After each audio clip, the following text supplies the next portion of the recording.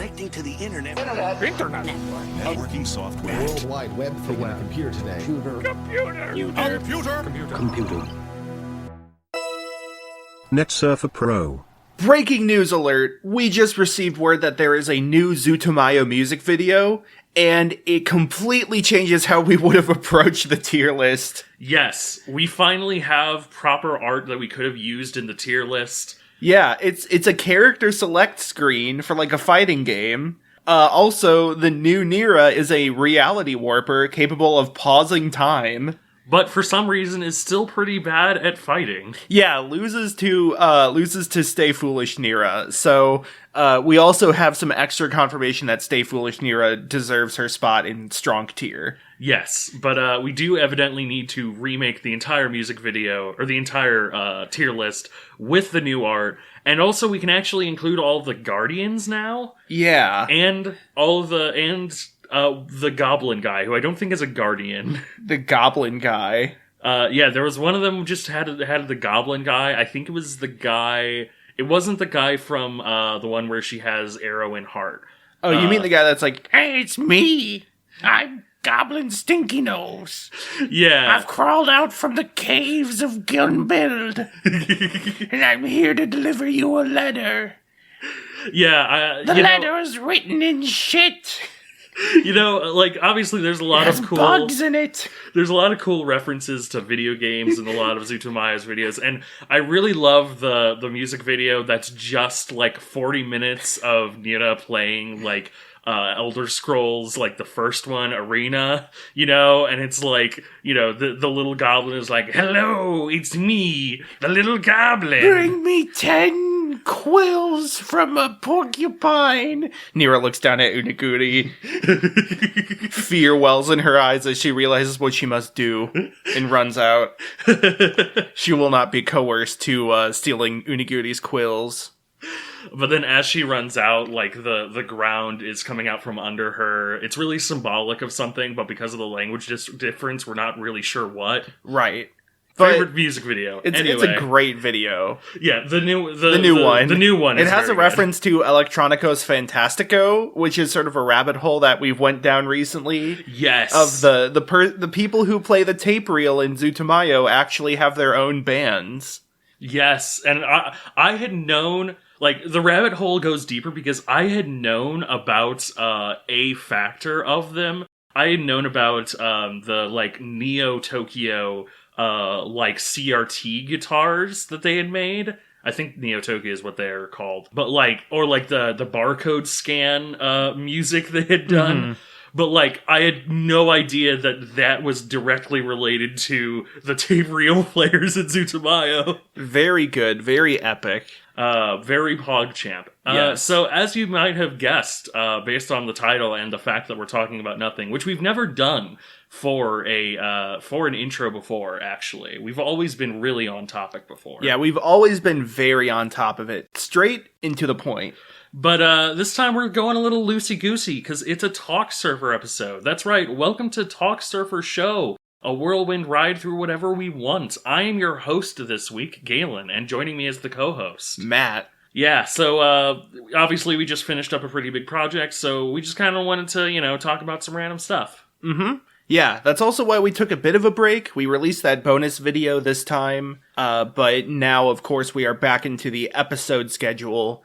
And we have quite a lot on the docket. We have an agenda here. Yeah, we do have an agenda. If you haven't figured it out yet. Yes, we've been hiding little clues. Yeah, the first one to send in the correct answer wins a prize. But so it's April 10th as of recording this, which means we are 9 days too late from April 1st.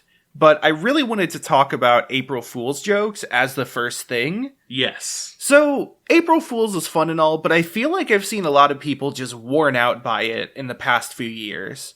And I think a big part of that is just because everything does something. It becomes, hard to care. Like, it's like, oh, another April Fool's joke. Even if it's high effort, like, you know, it feels like just too much to look at. Too much news in one day. B, it's hard to trust things. Like, there are companies that will do fake announcements, and then it's like, aw, damn. That's why I really respect Aether Studios. For the past 3 or so years, they've announced things on April Fools that then were real. They had Lovers of Aether, which was the dating sim, and then they had Rivals of Tether, which was the tetherball game mode in Rivals. And both of those were real things that they put in, that they made and released. Also, I think it's just another aspect of, like, corporations kind of co-opting something fun for the people. Yeah, I'm immediately reminded of, like, the April Fool's, like, skits from Munch Squad, where they kind of just, like, literally just go through all of the quote-unquote crazy things that they've definitely announced. And it's like, you motherfuckers have already, like, announced crazier shit today. Right. Like, none of this is funny. It's not, like, it's not even try hard. It's, like, it's barely try in the worst possible way. Right. I like the small creators that do it, because then it feels like they're, you know, in on the joke, I guess. They're not just trying to sell something. Yes. They want to be a part of a community event. I always like Google Maps. They had like a Pac-Man one year. They had like a Dragon Quest one year. Yeah. I don't know if they've still been doing wacky maps, but those are always fun to find the little Easter eggs. I know that YouTube, which is a big corporation, but I know that YouTube had the ragtime mode for one April Fool's like 10 years ago. Mm-hmm.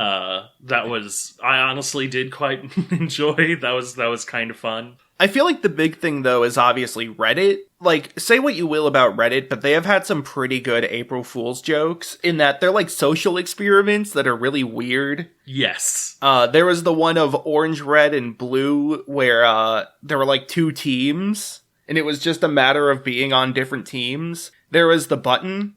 Everybody could push the button. I have not heard about the button. Yeah, that was one where there was a button. You could push it. If you waited long enough and nobody pushed it, it would change color. Oh. So, you know, it's a button. Yeah. People love buttons. There was one where it was like a random chat room where like you would start out with one other person and you could choose to stay or leave. And if you stayed, you would be then put with them as a pair, and you would get matched up with 2 other people who were matched in a pair, and then you could vote to stay or leave. And it was like you were sculpting a community as you go, almost like a dating site. Yeah, like Omegle, but if you Omegle except polycule. Yeah, Omega lol. But so the big one that was, I think, kind of historic was Place, where it was a giant pixel canvas where everybody could place 1 pixel every 5 minutes. What do you do from there? Well, and Place, it kind of had its own Wild West phase, you know? Like, there were factions of just people putting colors down.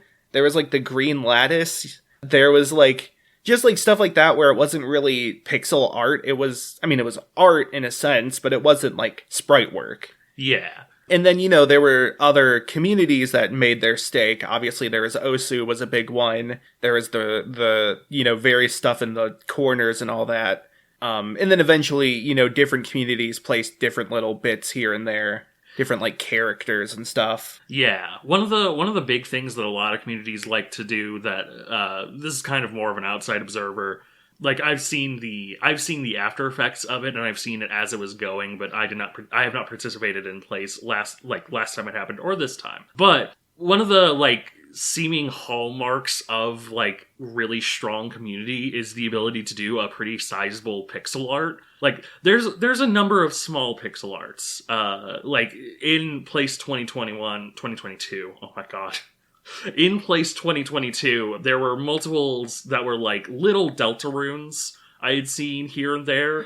Amokai. Yeah, God, there were so many. We'll have to talk about that a bit later. But like, honestly, one of the most surprising ones was there's a really big Total Biscuit. It's the the lull emote. Yeah, it's the lull emote. Yeah, and it's like, a good tribute. Yeah, like good tribute to him. But I'm genuinely surprised. Like, I get that, you know, Twitch is still pretty big, and especially, like, one of the classic emotes as well, but, like, he takes up like a sizable portion of the final product for like being so old of a meme. Well, so I wanted to bring this up. So I feel like one of the things about Place is very similar to the history of Twitch Plays Pokemon, which is that the original like implementation of it was such a event that cannot be recreated because people know about it. So like with the new Place 2, people were already prepared for like, all right, here's some sprites we can do. People very quickly mobilized. Yeah. There wasn't as much of a Wild West period of like colors spreading and factions forming around colors, because factions were already formed around fandoms. Yeah. Not to mention, like you said, streamers having huge audiences kind of going for it. Yeah. I know that Ludwig like managed to get his audience to put like a night sky between a really big Kirby or behind a really big Kirby. Yeah. I have a few highlights that I want to bring up, but I do just want to say again that like part of what Place 1 was that it was unexpected and people reacted to it in ways that were unexpected. But because Place 2 came after Place 1, you kind of skip the beginning. So it's like in Twitch Plays Pokemon, people eventually made up lore because they were trying to joke and explain about the actions of the unexpected events. But if you look further, people kind of force lore, or they're really quick to make lore from the start of the run of the new Pokemon runs because that's what they're used to. Yeah. It's not an unexpected event with new possibilities, new spaces. Yeah. There's no discovery phase. Some of the highlights I want to bring up. So there is Germa. Watching the evolution of Germa on this is incredible because it starts with like the sus face. Then he like the mouth grows beyond his head. And then he gets like bloody eyes and a bloody face. Then his eyes become like demonic and he gets a third demonic eye. Then the whole corner of that canvas goes black. And I believe part of it is because some crypto community was trying to make a big logo there. And I'm really glad people hated crypto. Yes. Like, a lot of times there would be a crypto thing that appears and people would block it off. Yeah. Or troll them. And I think that's beautiful. But then when Germa came back, what's important to note is that slightly above him was the JoJo's To Be Continued arrow. And so the JoJo sort of community helped to protect Germa from vandalism by giving him a Jotaro hat as like the compromise. Like, hey, if you want to help us out, that'd be great. Can you give us... And then they're like, yeah, let's make a hat, and that way it shows our union, you know? Yeah. And then after the canvas spread downward, there was extra room below him, so they put more Germa memes, and then they worked in a little Vine Sauce corner as well, which was nice. That had, like, Scoot and Meat and all that. There is a giant... One of the things I'm most impressed about is the giant One Piece panel. There's a lot of One Piece on Place, because One Piece is huge. But specifically the one of Roger laughing, which is like one of the best chapters in the whole series. One of the most important chapters as well. And so it kind of became a legendary panel. It's very good. I do remember, I think definitely when I had seen it, there was a, like, there was a giant Homestuck, like, it was red and blue eye person.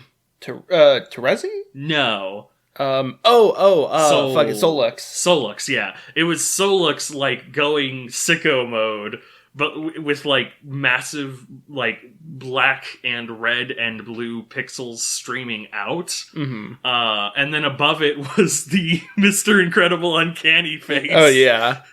The Mr. Incredible face was great. I was a big fan of... Somebody just made... Or some group made The Night Watch. You know, the famous classical painting, The Night Watch.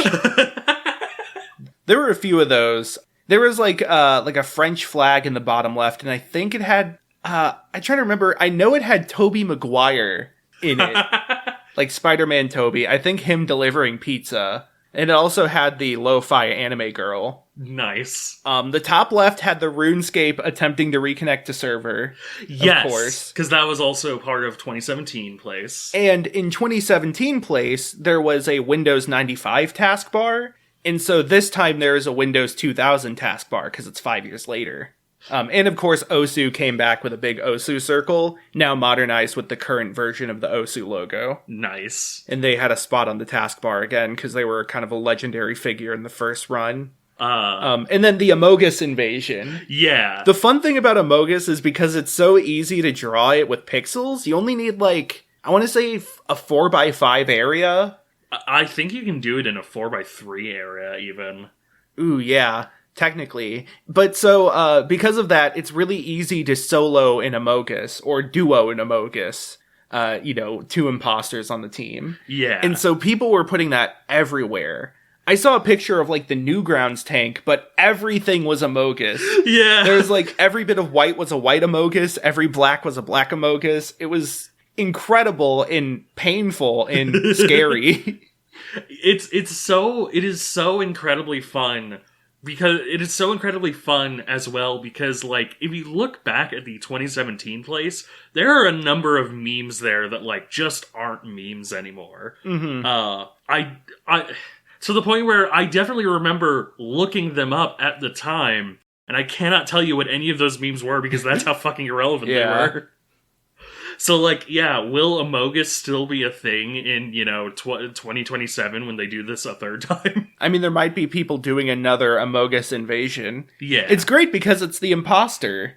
Yeah. It's like, it fits perfectly for Amogus as a game. It's great. Man. I kind of want a print of Place 2. Yeah, I would put that on a wall. I would put that on a Waldo. I'd put that on a t-shirt. I want that on a t-shirt. And now that we've said that, it's going to be on a t-shirt. Wait, okay, so, if any bots are listening to this, I want a waveform of this episode's audio on a t-shirt. Oh my god. Can you spot where we say I'm used to the shape of my ums. I'm in love with the shape of ums. Okay. Next topic. Yes. So, Dominion. Yeah. It's a deck builder. It's a deck builder. I've been playing it a lot recently. I don't know if I've talked about it on Natsurfer or Talksurfer show. It's like the first deck builder, really. And I think it's still one of the best. I think one of the reasons is because its resource management is very deliberate. It's one of those games where, like, you have to make a lot of decisions with your resource management to get good at the game in a way that a lot of deck builders just don't make you do. Like, Cryptozoic deck builder, Ascension, Star Realms, all of those, you just play whatever cards are in your hand. There's no, like, cost to doing so. And because of that, there's not much of a penalty for, like, buying the best cards in the game. Not that there needs to be a penalty, but there's no, like, risk-reward. Yeah. But Dominion, since you need to spend an action to play every action card, you can't just buy, like, 10 goons. Because even though goons is really good, you can only play one of them per turn unless you have more actions. Also, trashing is a lot stronger and more frequent in Dominion.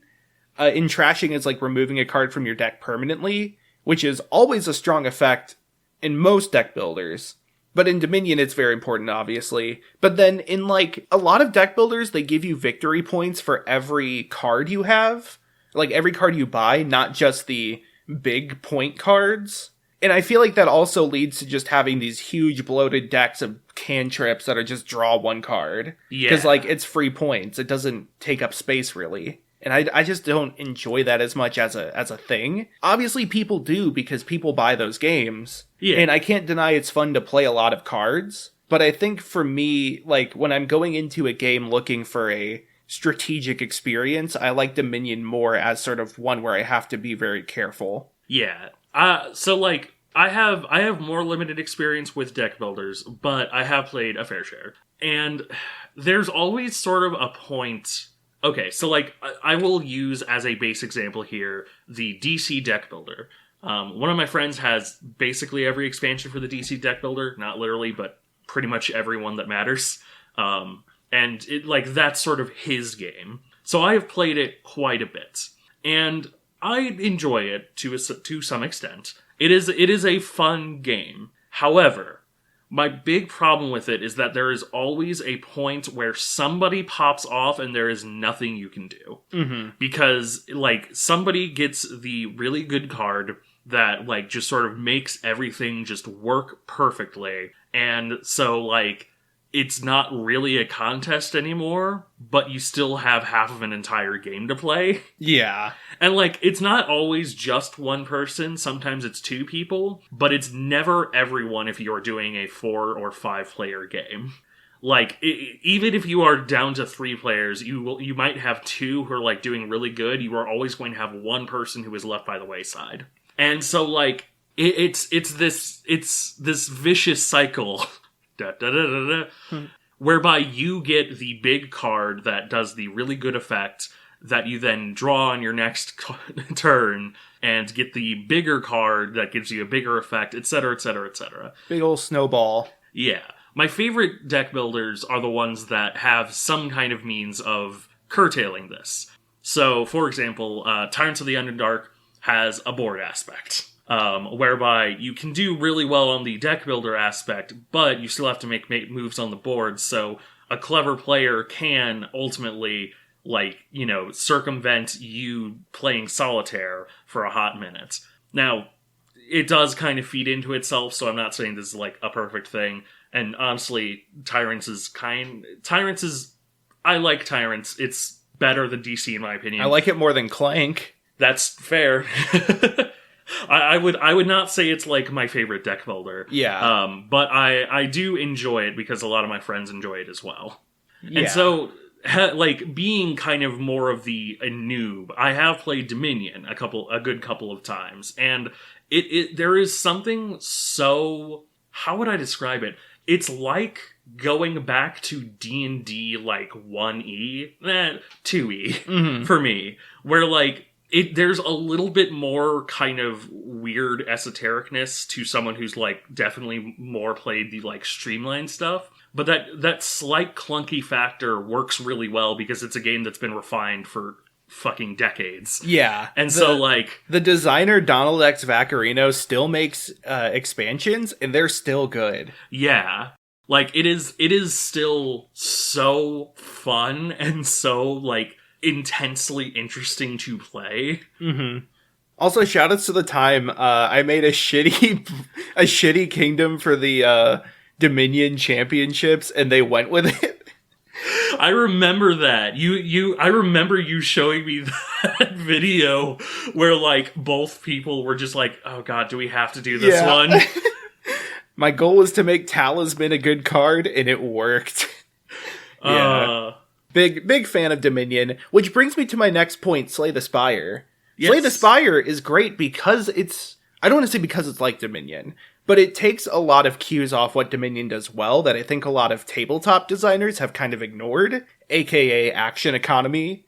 Slay the Spire I love it, and I've met other game designers that love it as just, like, a deck builder, because, like, you have, you know, a pretty good sense of what cards are, like it rewards trashing cards from your deck to a pretty good extent. You don't want those junk cards. There's a lot of different strategies you can take for each character. There's a lot of nuance to deck construction in that regard.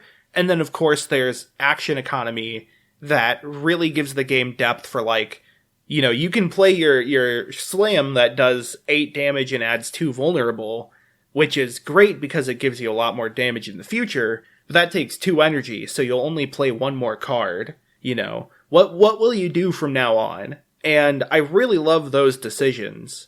And I played a lot of Slay the Spire. I'm on, like, Ascension 11 with most characters, so not as far as a lot of people, but further than a lot of people. I don't know, middle. Very further than me. I'm on Ascension 1 with all of them, and I have not truly beaten it on any of my anything. Right, but recently I've been playing Slay the Spire Downfall, which is a semi-official mod for the game.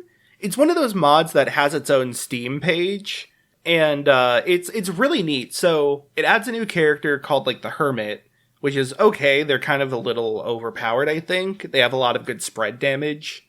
But what is more interesting to me is the entire new game mode called Downfall mode. For a bit of context, Slay the Spire, you know, is a roguelike deck builder. You go up a tower, and at the end of every act, you fight a boss. And each act can have one of, like, 3 or 4 bosses possible. And so people, when Steam Workshop support was added, people made boss classes. Like the slime boss, you can now play as the slime, who has kind of slime-based mechanics, or you can play as the guardian or whatever. Downfall mode is the best of those mods, kind of balanced and retuned to be a bit closer to the original game's difficulty level, which is very hard. There's a lot of overpowered and underpowered characters on the workshop. Yeah. Shoutouts to the pirate who shoots a billion cannonballs and kills you. So they're pretty well made. And then they have a lot of new framing around being a boss. So you start at the top of the tower and you go down. Every boss you fight is one of the player classes, given boss mechanics. And what's great is that the player class boss fight with cards, where you see their hand and they just play all the cards in their hand. You still see the intent of what they're going to do, but it's like, oh, I know that card. That's the card that does the thing. I've used that before. Now I'm going to get hit with it and it sucks. And then also they have like mechanics that make sense for bosses. Like Ironclad, if you fight it, it can have like, when it creates a wound with a card, the wound gets added to your discard as well. Or Watcher has one that's like, if Watcher ends her turn at 50% or less health, she enters Wrath mode for the rest of the fight. Oh, so, shit. Yeah, these are things that, like, make sense for a boss fight. They're a little souped up. They make the character stronger, and they feel kind of like the boss fights in the base game, which is cool, too. All the bosses have new mechanics. Some of them are kind of weirdly complicated. Like, the Guardian, which is the robot with the hyper beam attack in the base game, it has a mechanic of like, you create a card during gameplay, you compile functions onto a card, and then the card goes in your hand. It's weird, but it's fun. There's also a lot of care given to like the non-combat encounters. So one thing is that when you start each run, you get a gift from the heart of the tower instead of that whale. And one of those gifts can be a box that says the enemies in your first 3 combats run away in fear instead of the one that makes the enemies have 1 health. So that's a little theming.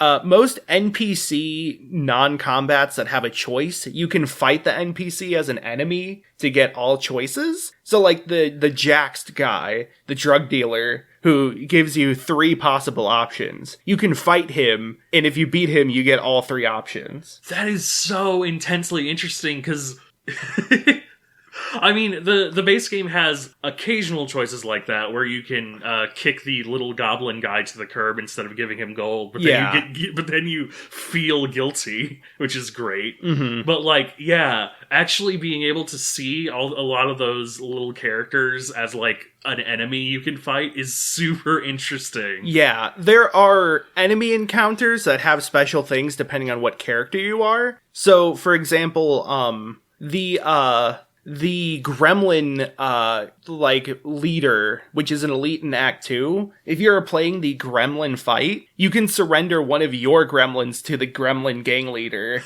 to skip the fight. But if you don't, then you have to fight. So it's kind of a funny bit like that. Yeah. Of like, oh, yeah, that's related to this character. I see where that's going. Or when I was playing the Guardian, I fought one of those constructs, and it was like, return to your position. Because they're both robots. That is so fun as like a means of like, clearly it is the kind of mod that is meant to be played after somebody has played, much like a lot of mods. Yeah. The kind of thing you play after you played the base game for quite some time and are very familiar, possibly even a little bit bored. And so like being able to completely reframe all of that to the, like you said, oh, I know that. And also giving you those little choices to interact with, like, characters you've seen, but you don't really have many options or particularly interacting with. Like, it's the perfect mod experience of, like, somebody going, hey, what if you took the slime guy and decided to be the slime guy, but now you have to think about every single possible interaction in the game. Yeah, what if the slime guy fights other slime guys? Yeah. Does he absorb them? The last thing I'm a huge fan of is the merchant. So when you go to a merchant, and you actually buy and, trade stuff, you're interacting with the heart of the dungeon again. The reason is because the merchant himself is a, persistent boss character. Oh. So every time you go to a shop or interact with the merchant, you have to fight him first. And instead of gold, you have souls that you collect to trade for, items and cards and whatnot. That's your money. The merchant steals souls from you, shields up a lot, does a hit that is X. It's 5X, where X is the number of times he's done that attack. And then he steals more souls, shields up again, and then leaves. In that order. So he's the robber character. Right. However, every time you fight him, his health remains where it was previously. So if you deal 20 damage the first time, the next time you fight him, he'll already have 20 damage taken. And when you beat him, you get a ton of money, a ton of souls. Do you also get back whatever souls he's stolen before? Yes. That is awesome. So it's sort of a investment of I want to go to the shop to spend all these souls I have, but I don't want to die to the merchant. And then also it's I really want to kill the merchant. Do I spend this potion now to give me a better chance at doing so? Stuff like that. Yeah.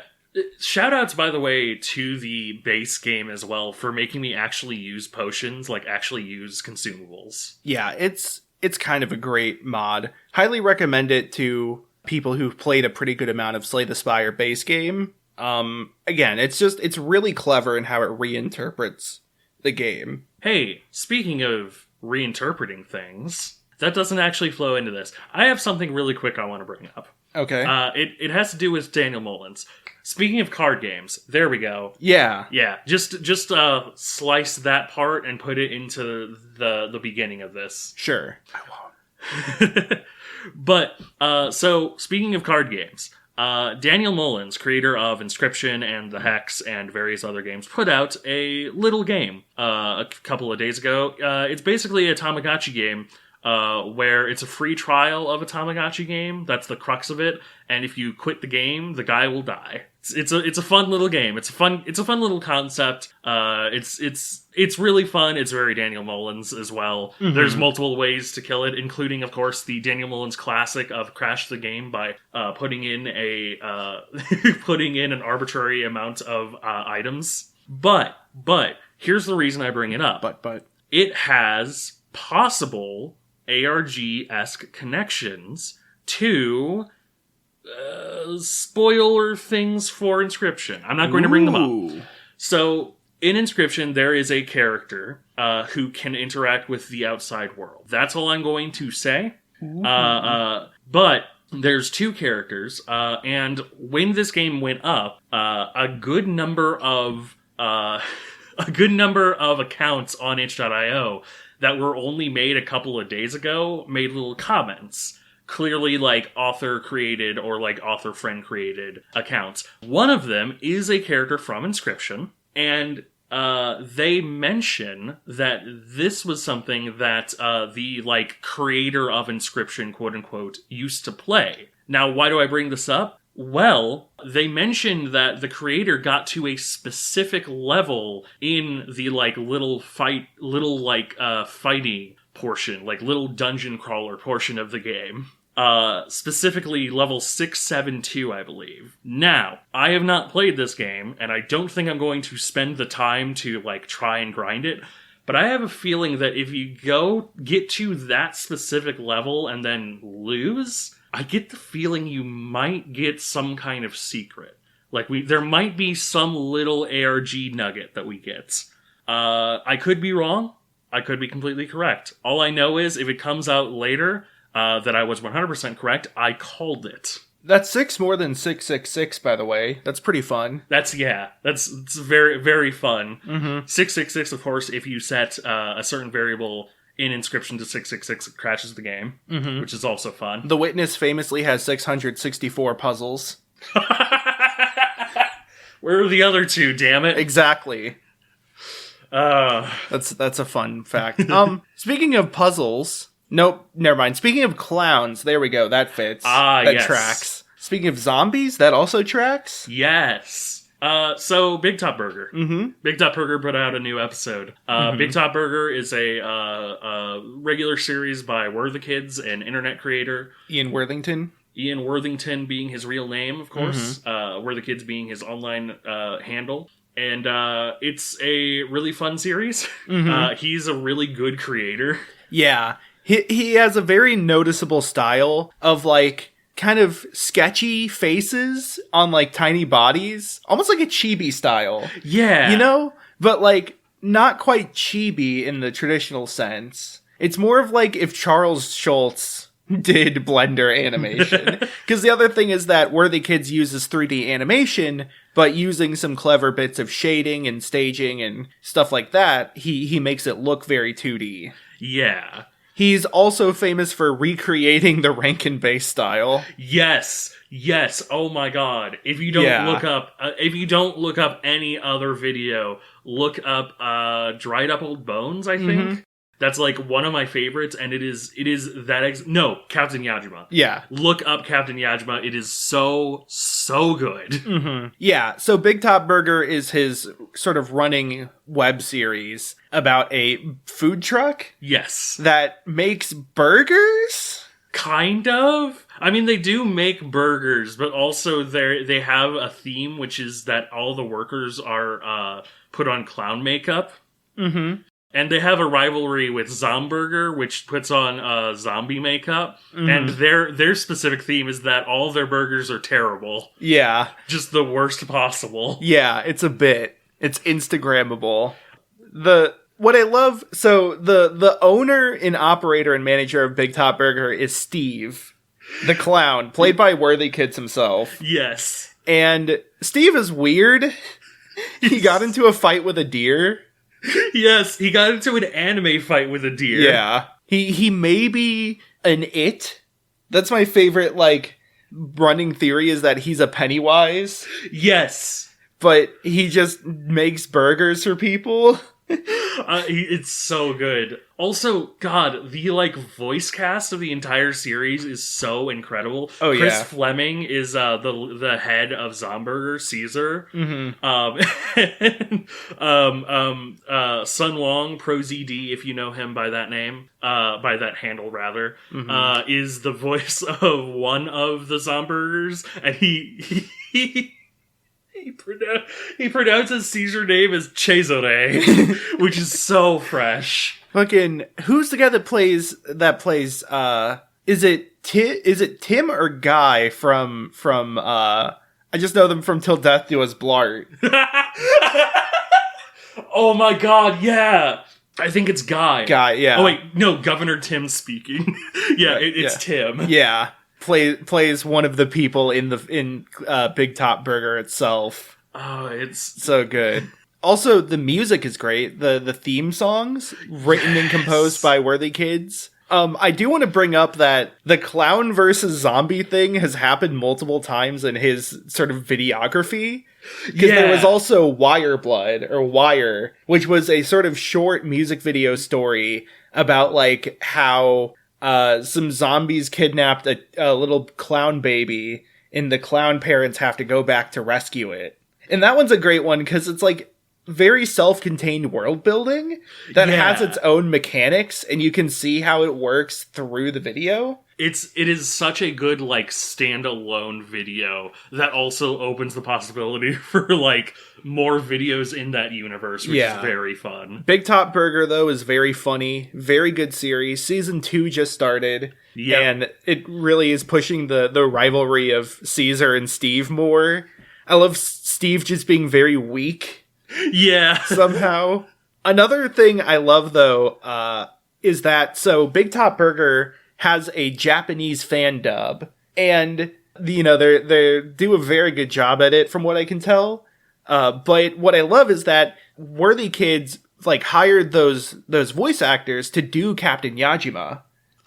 Oh, that's actually really... I did not know the history behind it. That is so cool. Yeah, Captain Yajima is in Japanese, and it's the voice cast of the Japanese dub of Bigtop Burger.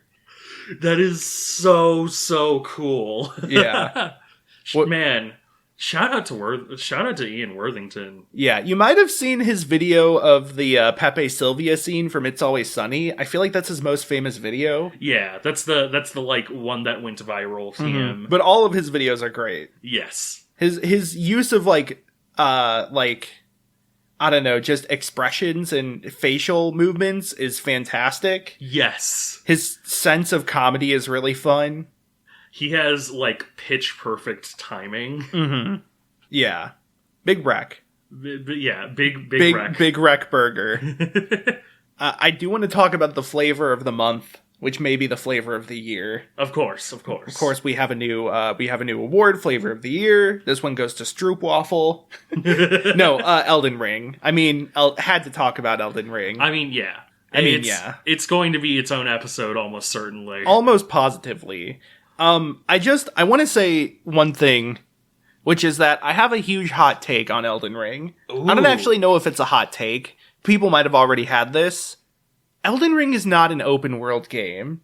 Oh, yeah. It is a typical Dark Souls game where they use the select tool and then they edited the scale to be like 4 times bigger. But the thing is, so when I think of an open world game, I think of something where it doesn't have a lot of actual walls, if that makes sense. Like, you know, Skyrim, see that mountain, you can climb it. That's kind of true because of how buggy the horses are in Skyrim. But, like, it doesn't gate you a lot of the time. Yeah. Usually if it gates you, it's only into, like, a dungeon because you need a quest or something. But Elden Ring has a lot of gates. To where it feels like, so here's like some of the ways you can leave Limgrave, the first continent. There's one bridge to the Weeping Peninsula. There's like one ground pathway to Caelid. There's a portal to Caelid. There is Stormvale Castle, and maybe like one other tunnel. And that's like 5 ways to leave the first continent. And you see this huge, and there's the Riverwell. So yeah, there's like 5 ways to leave the continent, and you see this huge, open world in front of you that looks like something like Breath of the Wild or Skyrim, and you're like, oh, I can go anywhere. But eventually you realize that this actually has pretty hard boundaries, and you do have a limited range you can go afterwards. I remember when you had brought this up to me, I had likened it to Monster Hunter. Because Monster Hunter is very similar to that style, whereby instead you don't have an open world, you have essentially rooms, but the rooms are like ideally open, sprawling, traversable areas that are semi-open world in their nature, but are like, it's still, there is clearly like one tunnel to get to this section. Yeah. Yeah, it's like, and the thing is, like, Limgrave, Caelid, those have pretty strong open world design, Lake Illyerna as well, but it's just that the ways between the areas are very narrow. And I think it's kind of okay. I feel like so far my favorite parts have been the more elaborate dungeons in the game. Not like the repeat ones like the caves and the catacombs, but like the Academy, the Stormvale Castle. I thought those were really great levels because that's just kind of the comfort zone of FromSoft. Yeah. That's that development team's like level design, you know, specialty is these like sprawling, intertwining castles and, you know, corridors that kind of double back on themselves. Big and mortar. Yeah. And yeah, that was the other thing I messaged you as a joke was the 4 pillars of Hidetaka Miyazaki world building, which is everything is wrong, most things are dead, this is the end of the story, big. That's every all of them. That's all of them. That's all of them. That's all of them. Especially so in Elden Ring. I fought a big ant. Yeah, there's I mean, you know, even back to Dark Souls, there's the big dog, there's the big lady, the big castle, the big dragon, or as most of us would call them dragons, I guess, because dragons are there usually some small big. dragons. There are some small dragons. Or as Big the Cat would call them, dragons. Yeah. Yeah.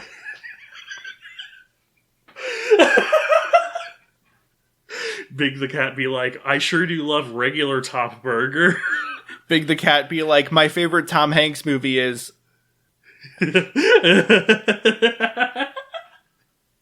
Disney's Tom Hanks. Yeah. Yeah, Elden Ring, I'm really enjoying it. It's hard to not talk too much about it because it's, it's another Hidetaka Miyazaki FromSoft game. I don't like calling them FromSoft games because they make other games sometimes. But it's another FromSoft game. These are the big things that inspire a lot of writing and talking about them. And this one's one of the biggest releases of the series. Yeah. Bigger than Sekiro, for sure.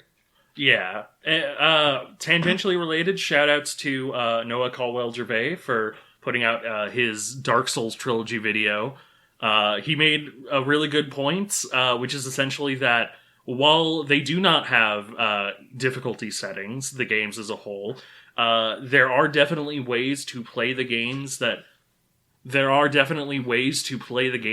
are much easier than others, and so while there is a lot of specific difficulty in Dark Souls games and Souls-like games, Soulsborne games, if you will, they are the kind of games that I would very much recommend. If you don't think they're for you, try them and maybe grind a little. I think Elden Ring is the most accessible of them. Yes. Elden Ring, for one thing, it gives you a ton of places you can go at a low level. So if you get stuck against something early on, you can explore more. It gives you the ashes, the ash summons. That's huge. So part of Noah Caldwell-Gervais' video was that summoning people in Dark Souls has been a mechanic since the first one, and that is a big way to help out against hard boss fights. You summon a friend or a random stranger that's helpful, and they help you beat the boss. And they also give you NPC summons every now and then, like Iron Tarkus. But now, in Elden Ring, you can equip summons that, you can summon a lot more places. Anytime there's a boss fight, a particularly difficult spot in the world, stuff like that. You can summon a little buddy to follow you around.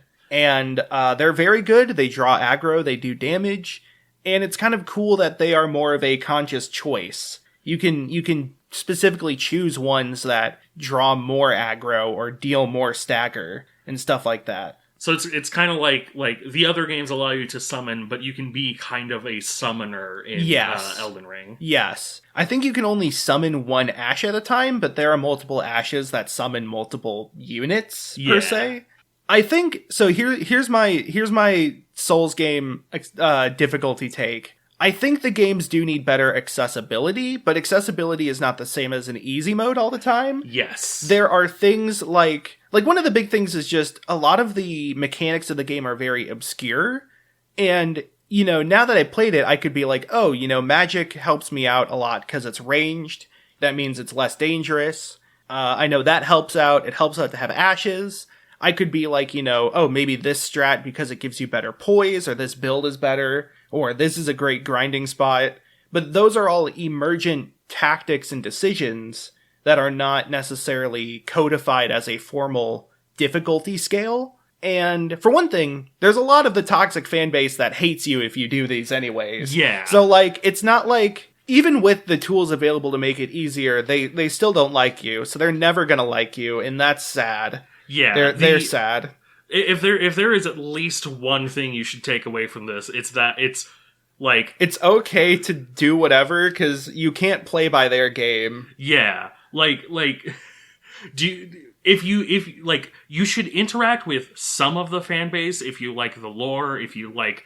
If you find some cool people on the community, you should not listen to the toxic get good bros. Yeah. Those are not the people for which Dark Souls is. Yeah. The people that bring up that one disabled person did beat Dark Souls. Yeah. And that person has explicitly said before, do not make me the pillar of this. Yeah, disabled people are not your shields. Exactly. Dark Souls could also use with things like audio or visual clarity, things even just increasing iframes for a bit isn't a huge difficulty modifier that would help a lot of people. Just if they could roll a bit longer, something like that, I am okay. You have my permission to use Cheat Engine to make the game easier if you need to. Because, if you're just going to play it single player, then why not?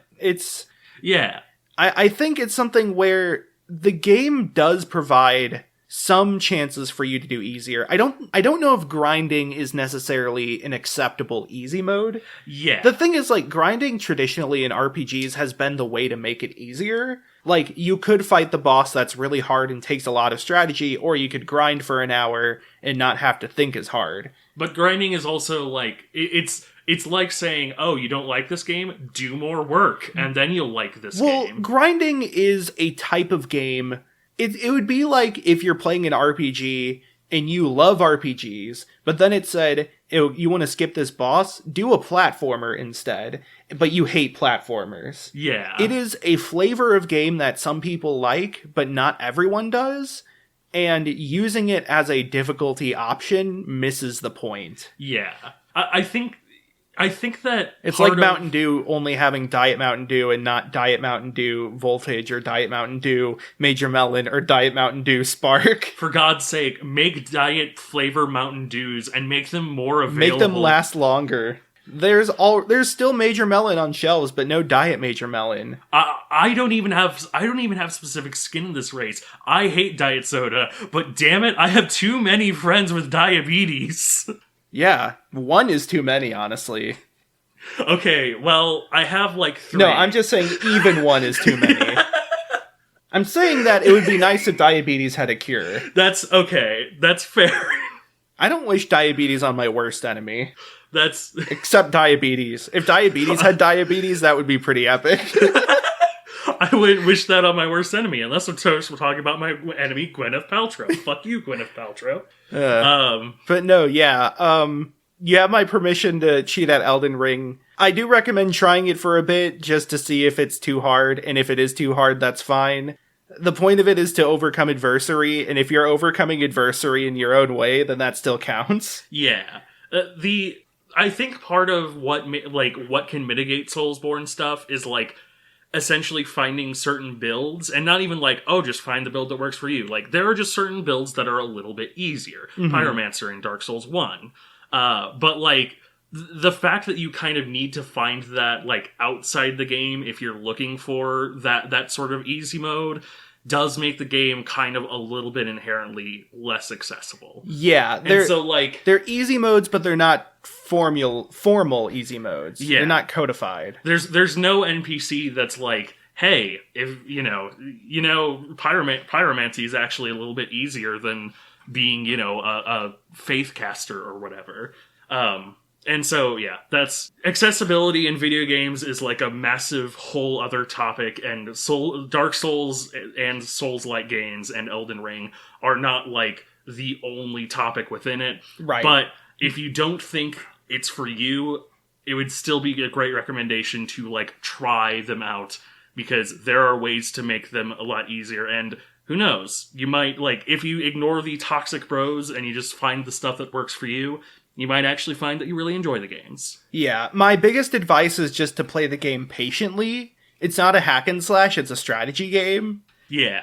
Also, to any, like, random get good bros that may be listening to this, the point of accessibility modes is to make other people who aren't normally able to get the same experience feel the same experience.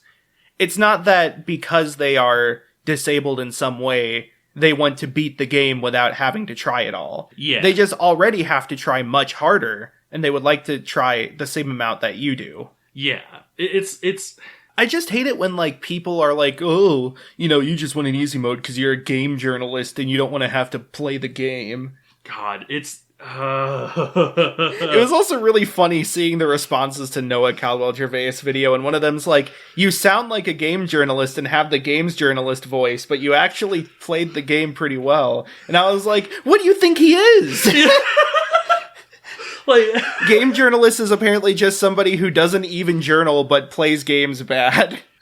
I believe it was a Jack Saint tweet that was like, all of gamer lore is one time a disabled person beat Dark Souls, and there was one video of a Cuphead player, of a games journalist being bad at Cuphead. It wasn't even a games journalist from what I remember. It was like somebody from Vice's business column. Yeah. That tried the game. God. Gamers are horrible.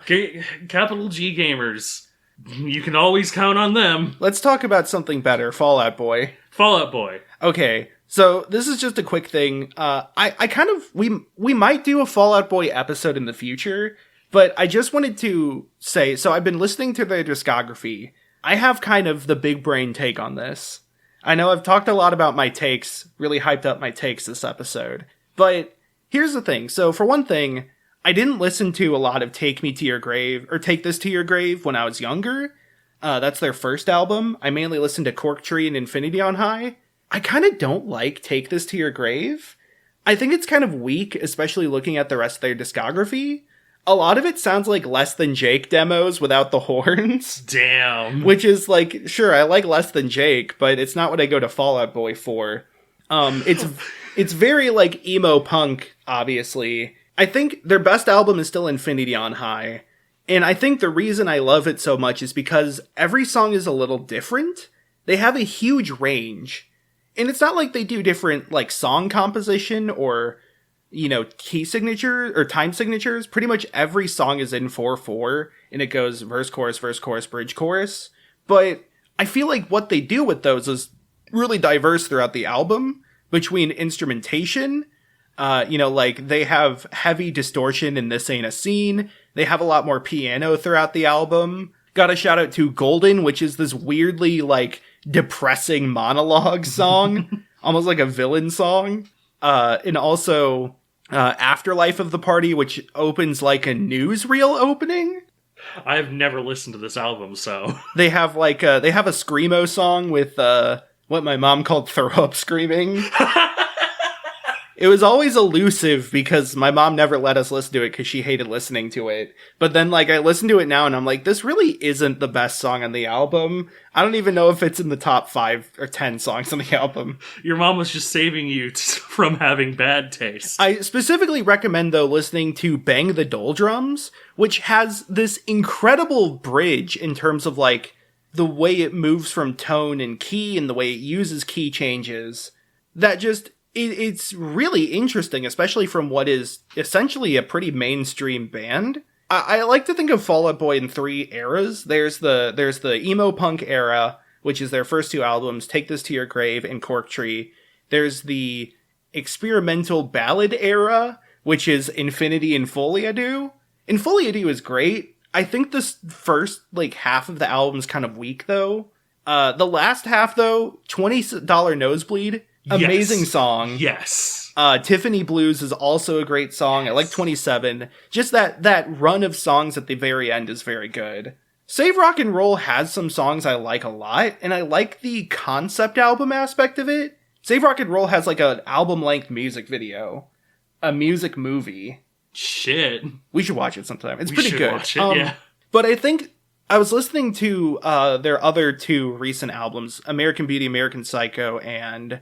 I don't remember the other one, but for one thing, it's very K-pop inspired. Huh. There's the opening song on their most recent album has this bit where he goes, "Oh, du resistance," and it makes me think of that one popular K-pop song that goes like, "Do, do, do, do."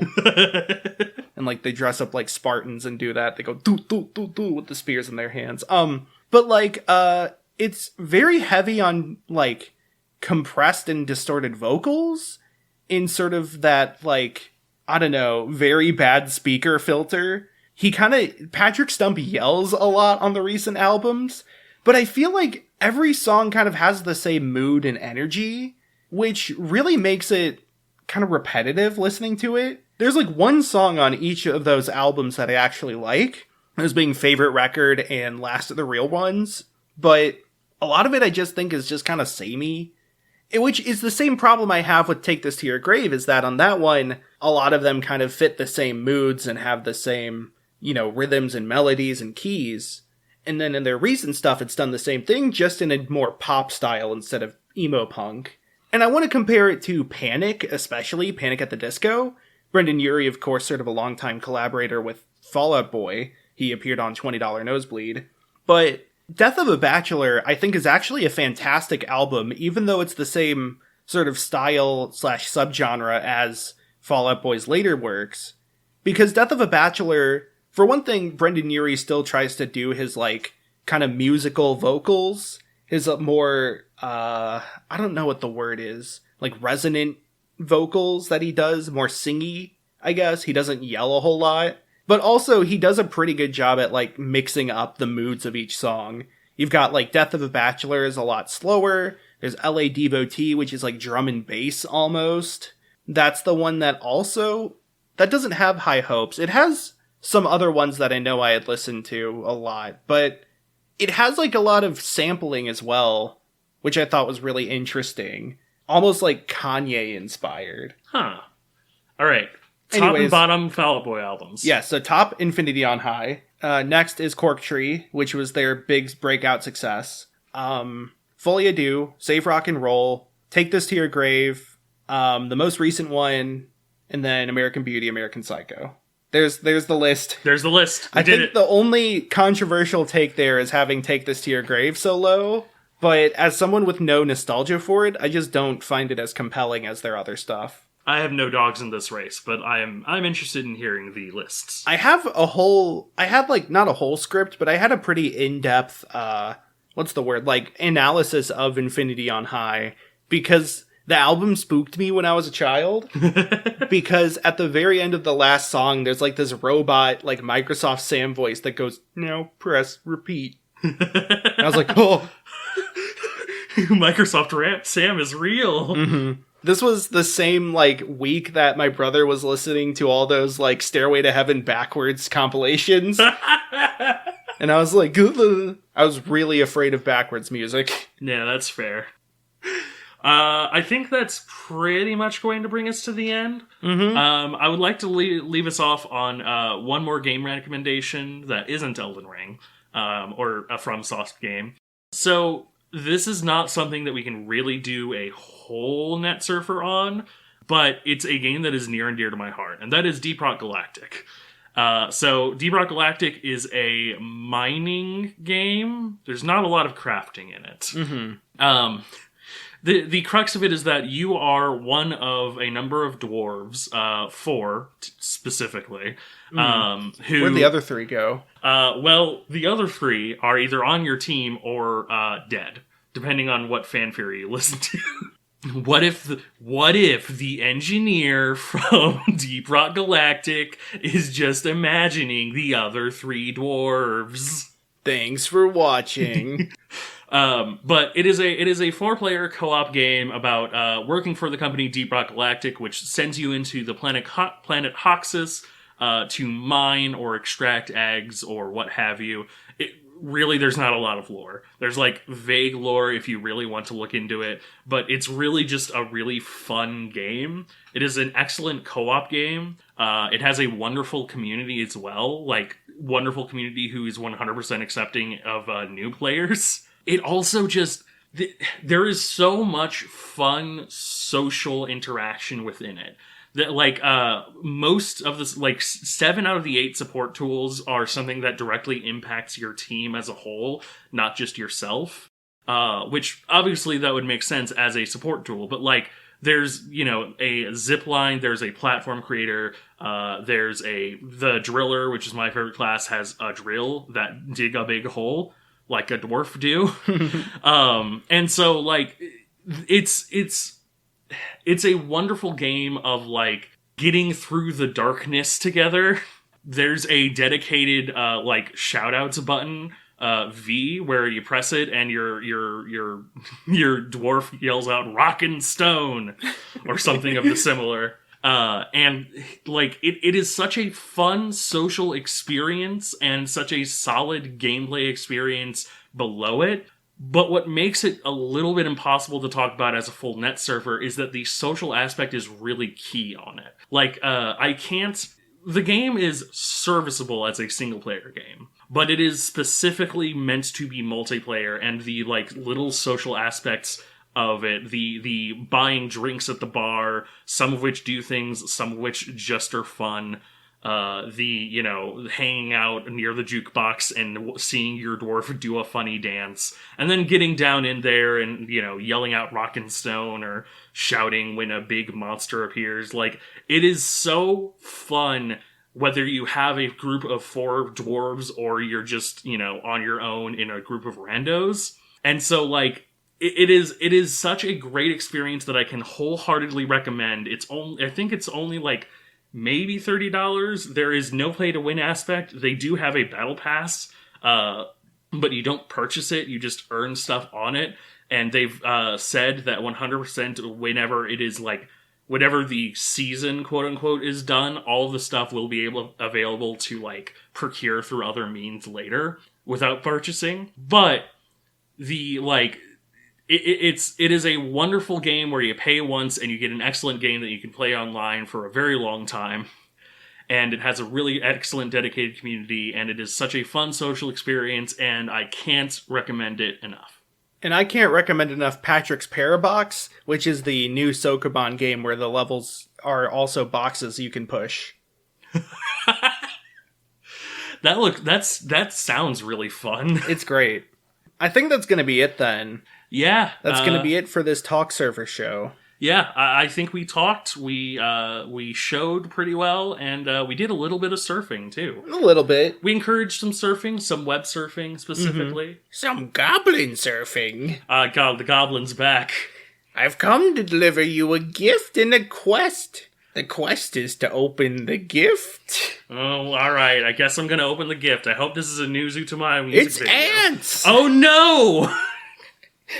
The ants are eating the cables! Quick, end the episode before...